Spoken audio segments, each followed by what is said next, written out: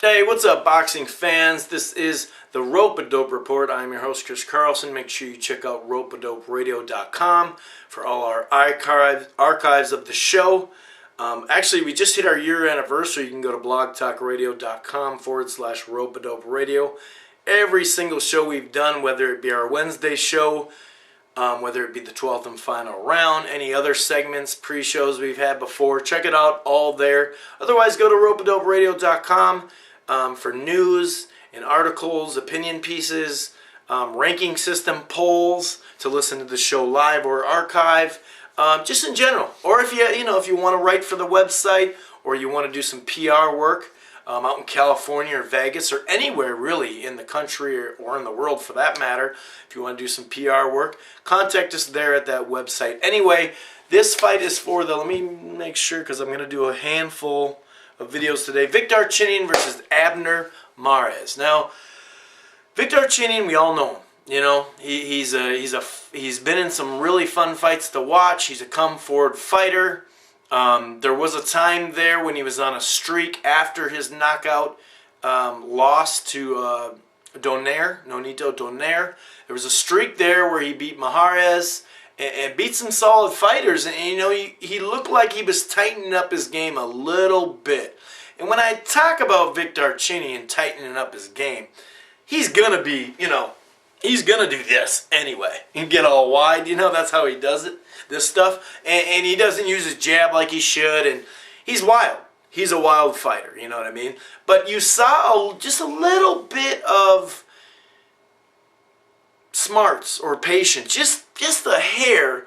And it seemed like he went right back to his old ways, well, in his last couple fights, but in that Agbeko fight. He went in there and Agbeko was able to jab, get in and out, land a couple shots, and get in and out and stand near him or around him, or just fight a little smarter. When you got two punchers going at it like in that, it's really the guys that make the adjustments and try to do other stuff and try to win rounds rather than just knockouts. So Darchinyan, although I'll always watch his fight,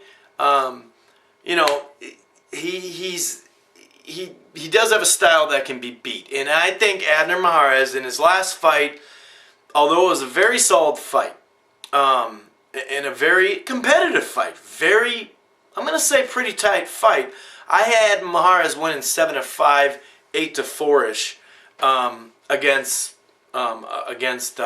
Yanni Perez.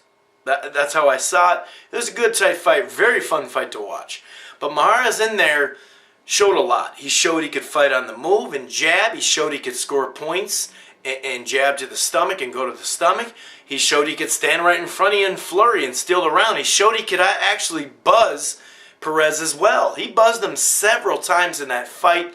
He showed a bunch of plans. Plan A, Plan B, Plan C. So he showed his overall skill, which I thought he had, and he showed it. He won it. Luckily, it was just a draw, so he didn't lose his O. He didn't get the titles, but he didn't lose his O, and he's right back in this, the 118 four-man tournament. And big ups to Showtime. The other fight I'm going to do next, Yanni Perez versus Joseph Agbeko, the rematch. This is, I believe, December 11th. So I'm really pumped for this. But let's get into it. Vic Darchinyan, like I said, is a come-forward fighter who gets loose, you know what I mean? He does this. I love him to death. He's fun to watch. But, he is limited. Now, he could take a good shot. He got knocked out once, but he can take a good shot and everything, but he's just limited. And I believe that Abner, I think this is a great fight for him because this is a style that come to me and I'll show you my skills. And I'm not going to call it a showcase fight, but I think it's close considering such a top-notch level. Also, Darchinyan at 118 hasn't shown the power he has at 115 and stuff like that. So, I really think that this is going to be how hard Abner wants to make it, how much of a show in Mexico he wants to put on. And, he could get confident for a while and get a little loose and get caught with something. You never know. So I give Vic Darchinyan some sort of chance as far as a puncher's chance and hurting him and thing like that and stuff like that. But I'm going to go with Abner Mares, and I'm going to go with a decision win or something like a late TKO, like he's just beat up too much. But my guess is a decision, so I'm going to go with Abner Mares. by decision over Vic Darchinyan. This has been the Rope-A-Dope Report. I'm your host, Chris Carlson. Peace.